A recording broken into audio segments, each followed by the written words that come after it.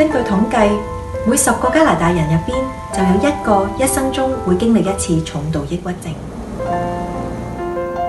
我驚連爺爺都會唔要我，所以雖然我好唔開心，我想被人關心，我唔想凡事要 say yes， 唔敢 say no。我想人知道我嘅感受，我想人明白我嘅痛。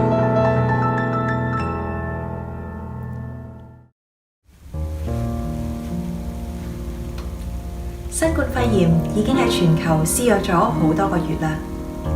醫學界正努力研發疫苗嚟到去對抗呢一個病毒。但係除咗新冠肺炎之外，其實亦都有一種病正在蔓延。呢一種病名叫抑鬱症。抑鬱症唔係情緒嘅變化，亦都唔係性格嘅弱點，喺醫學上係一種疾病。根據統計，每10個加拿大人入邊就有1個一生中會經歷一次重度抑鬱症。Pastor Amy 有見及此，經過資料搜集之後，根據真實嘅個案寫咗一個劇本《與抑鬱共舞》，原定今年秋季上映，但係因為疫情嘅影響，要保持身體距離，至無法聚集台前幕後人員彩排，於是演出暫時擱置。但係 Pastor Amy 仍然好有熱誠，希望透過戲劇能夠喚起大家對抑鬱症嘅關注。於是佢將其中一個個案改編成為獨白劇，揾我幫手演繹。咁有意義嘅事，我梗係立刻答應啦。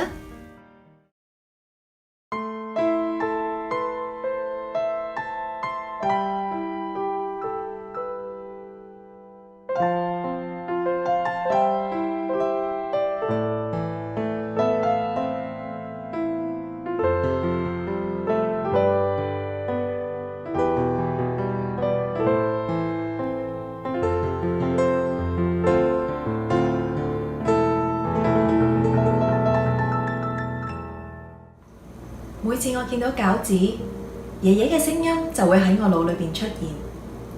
晴晴，放學啦，梗係好肚餓頂啦，嚟食啲哈哈餃子先啦。如果冇爺爺，就冇今日嘅我。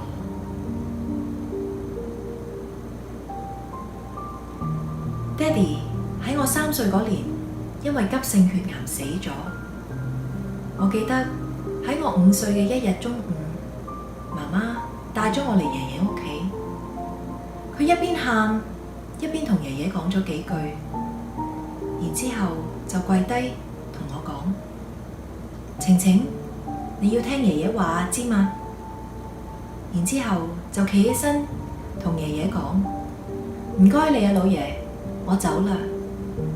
講完轉身就走，我追咗出去幾步，但係媽媽頭也不回。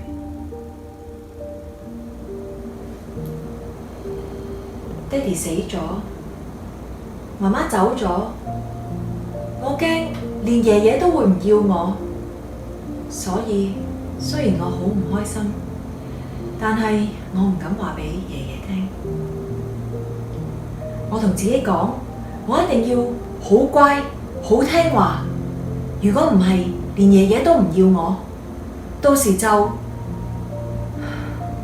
真係唔敢諗。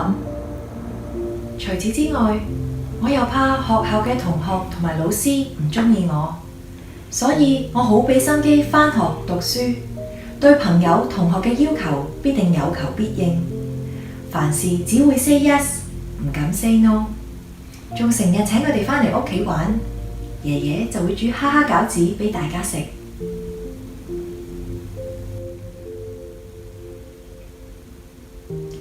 我第一次喺爺爺面前流露少少我呢一種害怕被拒絕同埋遺棄嘅恐懼，就係有一次爺爺調味嘅時候錯將鹽當糖，我扮作若無其事，但係俾佢識穿咗。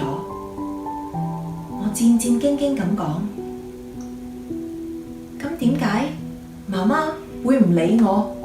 點解？一定係我做錯事，媽媽嬲得滯，所以唔想見我。爺爺話：你嗰時先得幾歲，點會做錯事錯到激走媽媽？我話：因為我成日喊咯。我記得我好掛住爹哋，日日都喊，仲成日問媽咪點解爹哋會死咗㗎？媽媽話見到我就會令佢諗起爹哋，所以最怕見到我，尤其見到我喊。所以我從來都唔敢喺人哋面前表現唔開心，我怕啲人會好似媽咪怕咗我咁樣離開我，尤其係爺爺。當時爺爺突然好認真咁同我講：晴晴，我係唔會唔要你㗎，你知嘛？其實我好驚你唔要我就真。你知唔知點解每一隻餃子入邊都有一隻蝦？哈哈，笑哈哈。人生好短暫㗎咋，與其成日喊，不如笑哈哈。其實當時我都唔係好明白點解爺爺會話：晴晴，我唔會唔要你㗎。其實我好驚你唔要我就真，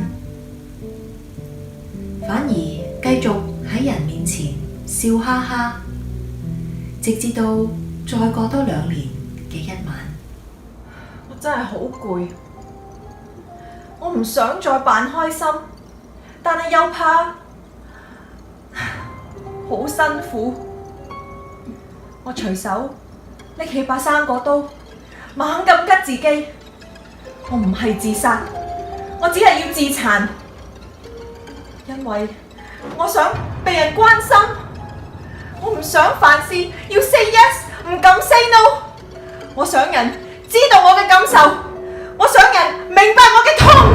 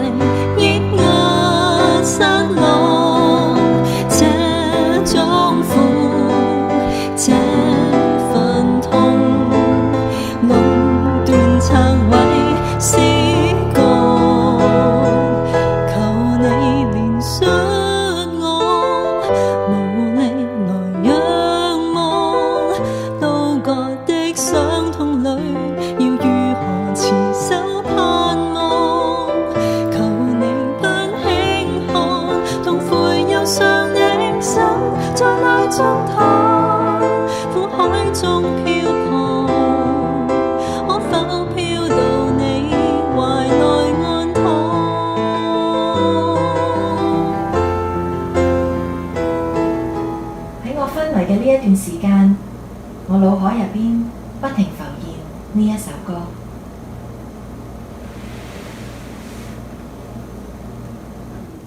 你會用你嘅愛賜我盼望嗎？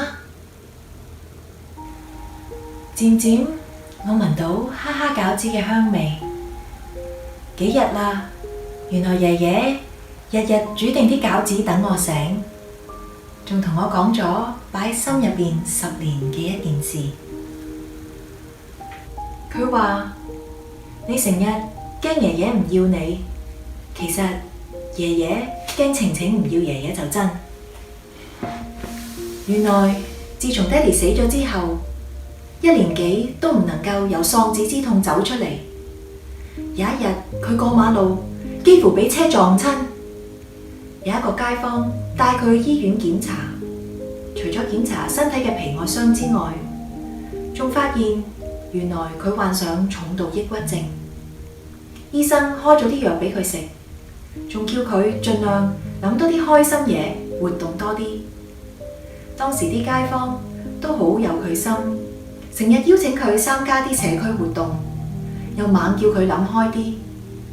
但係佢諗唔通，越諗越冇希望。直至媽媽將我交俾佢，佢見到我嗰一種日又害怕又孤單嘅樣，就話俾自己聽要堅強，要代替爹哋媽媽陪我長大。爺爺話：我最怕晴晴唔要爺爺，因為晴晴就係爺爺嘅希望。漸漸佢嘅抑鬱症劑量又慢慢減少，甚至可以停藥。我聽到忍唔住大喊，爺爺安慰我咁話：呢啲唔係你嘅錯，唔使驚俾人知道，你只係有病，你需要睇醫生，俾啲耐性同個病共處一段日子。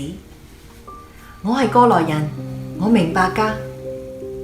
仲有你班同學喺呢幾日，佢哋都成日嚟探你，仲留低咗呢一隻 CD。